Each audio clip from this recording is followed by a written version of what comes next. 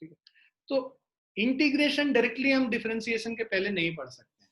मतलब तुम्हें पहले डिफरेंशिएशन पता होना चाहिए क्या होता है, पहले तो फंक्शन पता होना चाहिए, जो कि हमने पिछले वीडियो में किया, पिछले लेक्चर में किया, और उसके बाद फंक्शन के बाद फंक्शन का डिफरेंशिएशन क्या होता है वो पता होना चाहिए। अब थर्ड प्रोसेस आता है इंटीग्रेशन। अब इंटीग्रेशन क्या है? Integration is reverse of differentiation, inverse of differentiation is integration, just उल्टा of differentiation. So in integral calculus, the differential coefficient of a fixed function is given. We are required to find the function. मतलब तुमको differential coefficient दिया हुआ है, तुमको उससे original function ढूंढना है। समझ रहे हो ना? तुमको dy by dx ऑलरेडी पता है, तुमको y as a function of x निकालना है। वो करने के लिए हम लोग क्या करते हैं? इंटीग्रेशन का इस्तेमाल करते हैं। पर्पस आया समझ में? हमें फंक्शन दिया हुआ था, उसका डिफरेंशियल कफिशिएंट निकालना था dy by dx, तो हम लोग डिफरेंशिएट करते थे।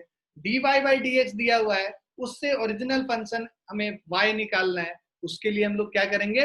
इंटीग्रेट करेंगे। Just opposite of differentiation is integration. तो सबसे बेसिक चीज ये समझने वाली है यहाँ पे कि भाई ऑपोजिट ऑफ डिफरेंशिएशन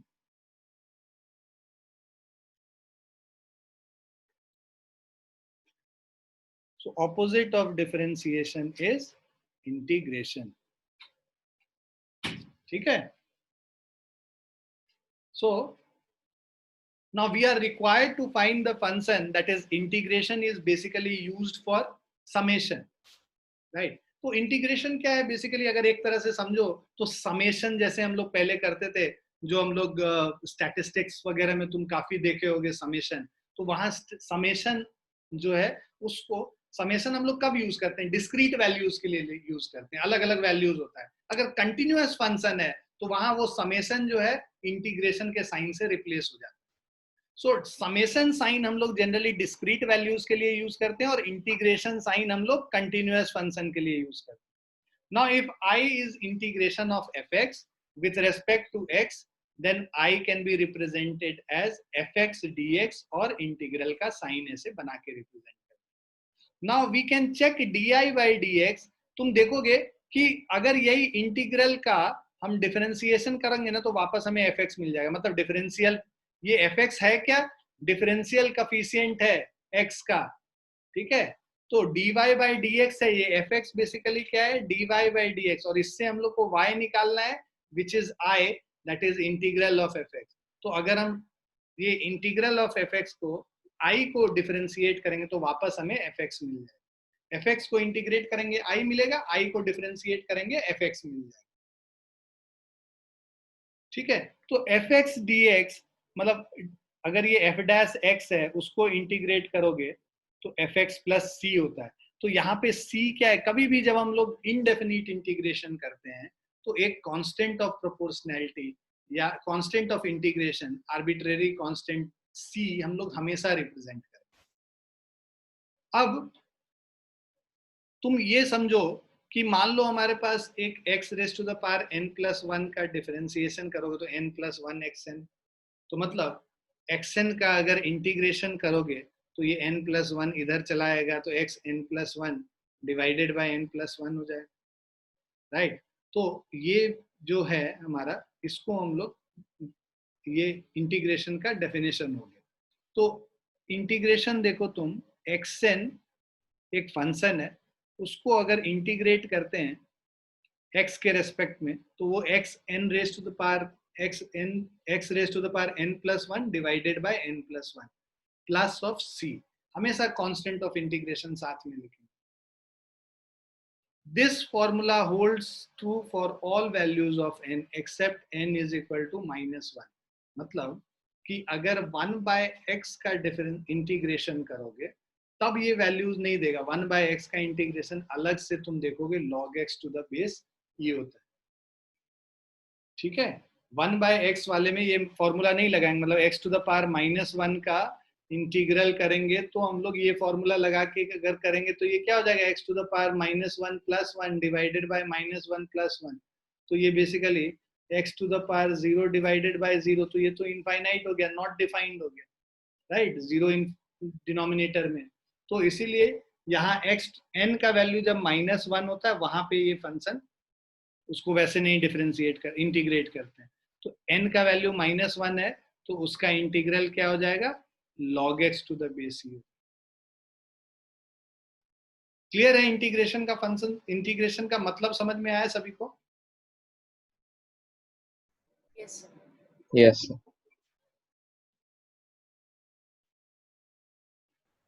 चलिए आगे चलते हैं। ये हो गया, सबको समझ आ गया?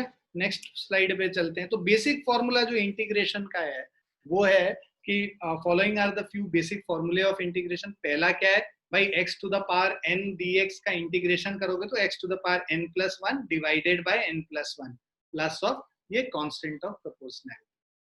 क्यों ये कांस्टेंट ऑफ प्रोपोर्शनैलिटी यूज होता है, कोई बच्चा पूछेगा मेरे से, तो मैं ये बताता हूँ भाई कि अगर तुम्हारे पास x+2 है ना, उसको अगर डिफरेंशिएट करते हो x के रेस्पेक्ट में तो ये क्या हो जाएगा, डिफरेंशिएशन ऑफ x+2 1+0 हो जाएगा, मतलब 1। x का डिफरेंशिएशन 1 और 2 का डिफरेंशिएशन 0। उसी तरह डिफरेंशिएशन ऑफ x प्लस कुछ भी 3 करोगे तो भी हमें ये जो वैल्यू आएगा 1+0 ही आएगा, मतलब 1 ही आएगा। तो तुम चाहे x+2 को डिफरेंशिएट करो, x+3 को डिफरेंशिएट करो, किसी को भी डिफरेंशिएट करोगे, x plus any constant c, अगर इसको हम डिफरेंशिएट करते हैं तो हमें हमेशा 1 ही मिलेगा। तो इसका मतलब अगर 1 को इंटीग्रेट करेंगे, हमने क्या बोला, इंटीग्रेशन क्या है, रिवर्स ऑफ डिफरेंशिएशन, मतलब ये ऑलरेडी एक डिफरेंशियल कफिशिएंट है, उसको इंटीग्रेट करोगे तो ये हमें क्या मिल जाएगा, x plus some constant c।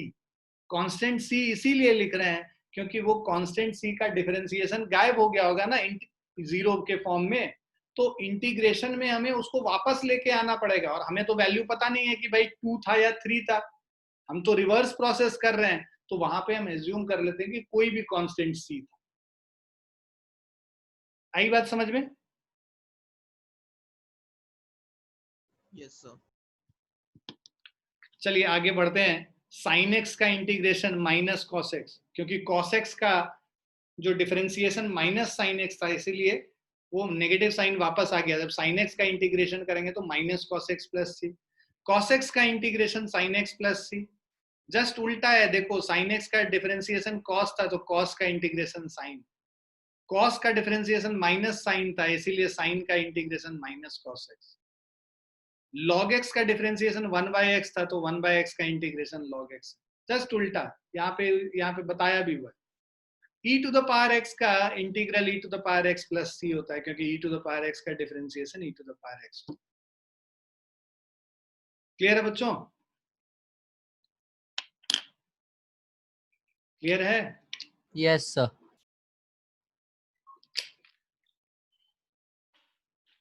Next पे चलते हैं। स्टैंडर्ड फॉर्मूले फॉर इंटीग्रेशन, थोड़े और फॉर्मूलेज यहाँ पे और जोड़ लिए हैं हमने। भाई कोई कांस्टेंट है अगर इंटीग्रल साइन के अंदर तो वो कांस्टेंट साइन कहाँ चला जाता है, इंटीग्रल के बाहर चला जाता है, c टाइम्स u dx का इंटीग्रल हो जाए। उसी तरह 3 फंक्शन का समेशन है और उनको अगर हम इंटीग्रेट कर रहे हैं तो इंटीग्रल साइन अंदर चला जाएगा इस ब्रैकेट के, u dx v dx w dx अलग अलग, ठीक है।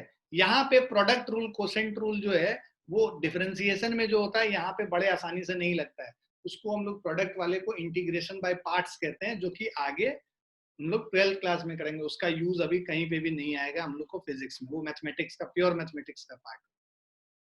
अब ये x to the power n, ये तो हम लोग अभी पढ़ ही चुके थे भाई, x to the power n का x to the power n+1 divided by n+1 होता है। c dx है, c कांस्टेंट है, बाहर चला जाएगा, और dx का इंटीग्रेशन जो है, dx का जो इंटीग्रेशन है ये x प्लस सी होता है, तो ये क्या हो जाएगा cx, और प्लस इन सभी में जो है ना प्लस ऑफ कांस्टेंट के एक डाल दो, तो इन सब इंटीग्रेशन में एक प्लस ऑफ कांस्टेंट होना चाहिए। प्लस ऑफ कांस्टेंट नहीं लिखोगे एग्जाम में 0 नंबर आएगा, पहले बता दे रहे, ठीक है। अब ये c x raise to the power n है, कांस्टेंट बाहर चला जाएगा, वो c into x raise to the power n+1/n+1 plus some constant के, x टू द पावर -1 मतलब 1/x का इंटीग्रल कर रहे हैं, तो ये क्या हो जाएगा, log ऑफ x हो जाएगा to the base e plus of constants. e to the power x है उसका integration e to the power x plus C, e to the power ax plus b। अब देखो यहाँ पे समझ लो कि जो हम लोग डिफरेंशिएशन कर रहे थे वहां पे मैंने क्या बोला कि जो भी x का कोफिशिएंट होता है वो आके मल्टीप्लाई हो जाता है। मतलब अगर मेरे पास डिफरेंशिएशन ऑफ साइन 4x था तो मैं क्या बोल रहा था इसको कि 4 बाहर आ जाएगा, साइन 4x को हम cos 4x लिख लेंगे। यहाँ उल्टा होता है, यहाँ पे अगर इंटीग्रेशन करेंगे, साइन 4x का इंटीग्रेशन अगर हम कर रहे हैं तो साइन का इंटीग्रेशन माइनस कॉस होता है, वो तो ऐसे का ऐसा लिख लेंगे, और जो यहाँ मल्टीप्लाइड है ना उससे डिवाइड करते हैं। यहाँ इंटीग्रेशन में जो कोफिशिएंट होगा x का वो आके इसको डिवाइड कर देगा। मतलब e to the power ax plus b है, x का कोफिशिएंट यहाँ पे क्या है, a है, तो e to the power ax plus b divided by a हो जाएगा। उसी तरह साइन x का इंटीग्रेशन माइनस कॉस x हो गया, साइन ax का minus cos ax by a, क्योंकि x का कोफिशिएंट है a, cos x का sin x हो गया, cos ax का sin ax बाय a हो गया, sec स्क्वायर x का tan x होता है, cos x square x dx का माइनस cot x होता है, और ये वही सारी चीजें हैं, sin ax प्लस b है, तो b तो कांस्टेंट है, उसका कुछ नहीं है, x का जो कोफिशिएंट होगा उससे डिवाइड कर देंगे यहाँ पे। क्लियर है बच्चों? Yes sir.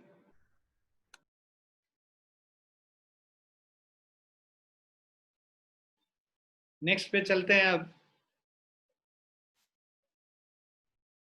अब जैसे 1 by A X plus B है तो हम लोग 1 बाई एक्स का हमें पता है log x होता है, यहाँ पे x का कोफिशिएंट a है तो log of whole function divided by a, मतलब इस पूरे चीज का log करके x का जो कोफिशिएंट है उससे डिवाइड कर देंगे। e to the power ax plus b है तो e to the power ax plus b लिख के और a से डिवाइड कर देंगे। उसी तरह ये सारी चीज। डेफिनिट इंटीग्रेशन पे बात करते हैं। डेफिनिट इंटीग्रल ये काफी हम लोग यूज करते हैं क्लास में, और बहुत बच्चों को मुझे लगता है एक्सप्रेशन से और हाव भाव से कि ज्यादा समझ में नहीं आ रहा है क्या होता है।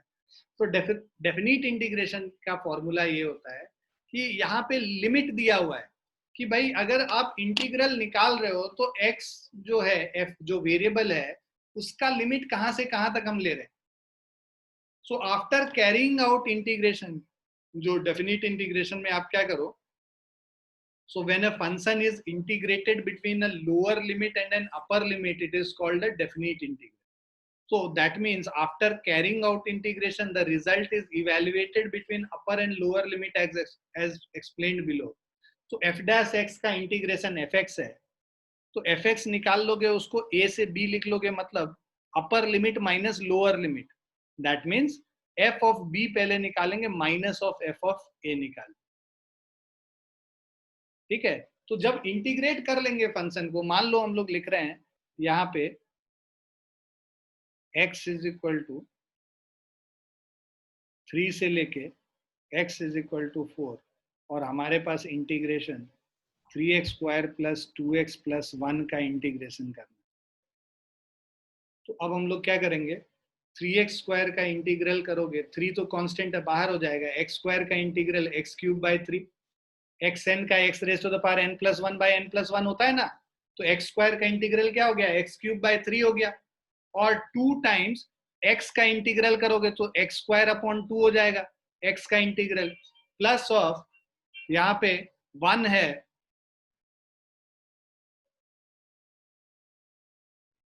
यहाँ पे 1 है तो 1 का इंटीग्रल क्या हो जाएगा, यहाँ पे x हो जाएगा।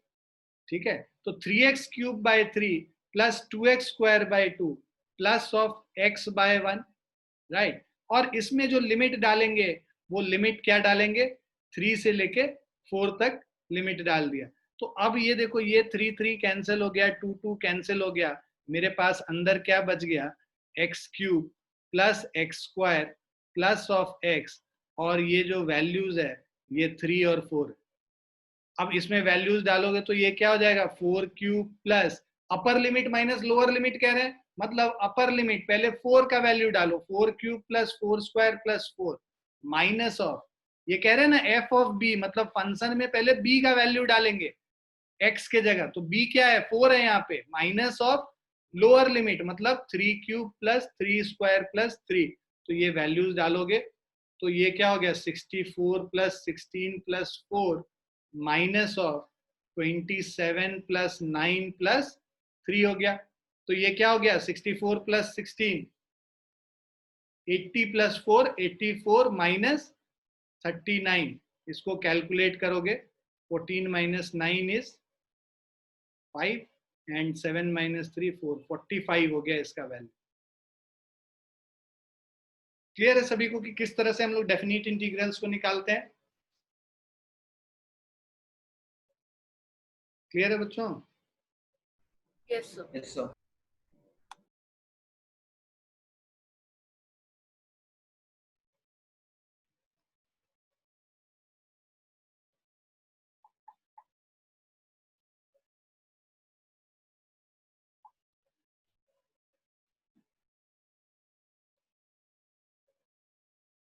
आगे बढ़े। Yes,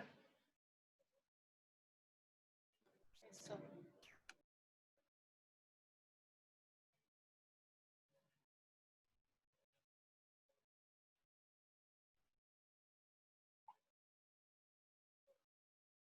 चलिए नेक्स्ट पे चलते हैं।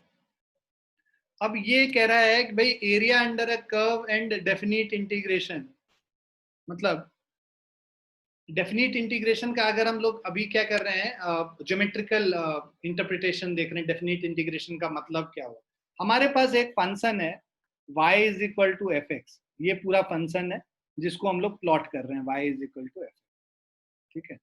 अब ये जो फंक्शन है y is equal to F X, अगर उसको हम इंटीग्रेट कर रहे हैं कहां से कहां तक, x is equal to a से x is equal to b तक, इसका मतलब ज्योमेट्रिकली क्या होता है कि finding the area between this curve y is equal to F x.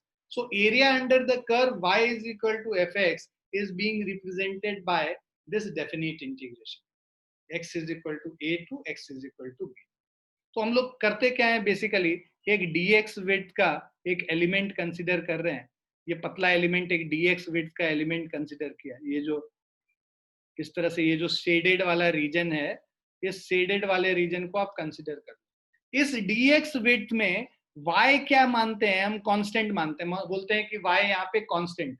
y क्या है बेसिकली, ये fx का वैल्यू है, the value of the function y क्या है, y is equal to F of X, यहाँ पे ये y एफ ऑफ एक्स को रिप्रेजेंट कर रहा होगा एट x, ये वैल्यू है x, यहां से लेके यहां तक ये जो वैल्यू है x का, x कोऑर्डिनेट पे, उस कोऑर्डिनेट x के कोऑर्डिनेट पे y का जो वैल्यू है that is represented as fx।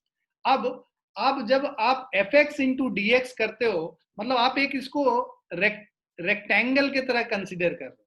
So you are considering it as a rectangle जिसका की जो हाइट है that is equal to fx, ये जो पूरा हाइट है दिस इज fx, और जो विड्थ है वो किसके बराबर है, dx है। तो एरिया ऑफ दिस रेक्टेंगल क्या हो जाएगा, fx इंटू dx, राइट। और ऐसे ऐसे छोटे कई सारे रेक्टेंगल में इसको डिवाइड कर लेते हैं हम लोग।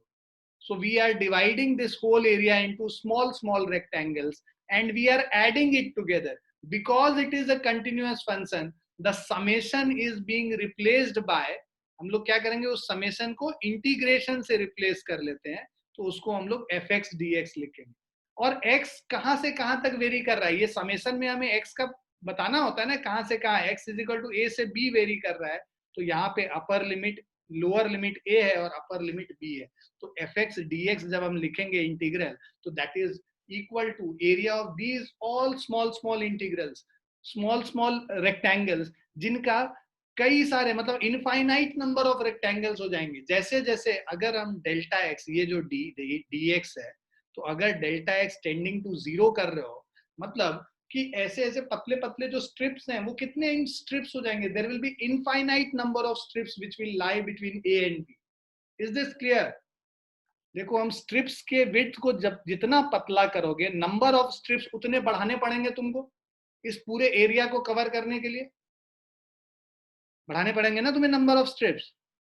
तो हर स्ट्रिप का area F x into D x है, उसको अगर इंटीग्रेट करते तो समेशन निकाल ले तो ए से बी तक, तो वो समेशन जो है इंटीग्रल से रिप्लेस हो जाता है अगर हम उसको कंटिन्यूअस फंक्शन मानते हैं। डिस्क्रीट वैल्यू नहीं, वो कंटिन्यूअस वैल्यू दे रहा है जहां पे डेल्टा एक्स टेंडिंग टू 0 है, तो उसको हम लोग एफ एक्स डी एक्स के फॉर्म में लिखें। समझ में आया सबको ये ज्योमेट्रिकल इंटरप्रिटेशन क्या है इंटीग्रल का? Yes, sir. बढ़िया।